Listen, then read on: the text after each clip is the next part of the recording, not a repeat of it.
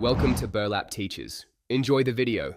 In this video, I will explain how to make draft beer at home. Brewing your own beer can seem complex, but we'll break it down into easy, manageable steps. You'll learn about the 4 core ingredients, the basic equipment you need, and the simple process from brewing to pouring. Get ready to enjoy fresh, homemade draft beer right from your own tap. To start your home brewing journey, you'll need just 4 main ingredients: water, malt extract for sugars, hops for flavor and aroma, and yeast to create the alcohol. For equipment, a large brew kettle, typically 5 gallons, and a fermenter are key. Don't forget an airlock, sanitizer, and a siphon. For draft beer, a 5-gallon Cornelius keg, a CO2 tank, and a pressure regulator are essential.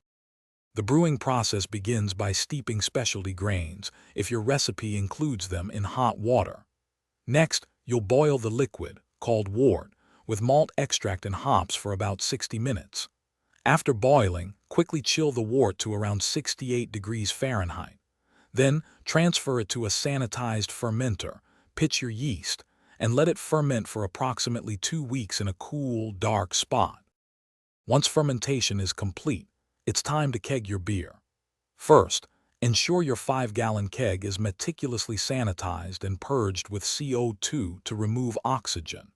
Gently siphon your beer into the keg, then connect your CO2 tank and set the regulator to 10 to 12 psi for carbonation.